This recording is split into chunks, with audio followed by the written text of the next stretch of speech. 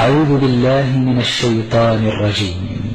وهو الذي مرج البحرين هذا عذب فرات وهذا ملح أجاج وجعل بينهما برزقا وحجرا محجورا وهو الذي خلق من الماء بشرا فجعله نسبا وصهرا وكان ربك قديرا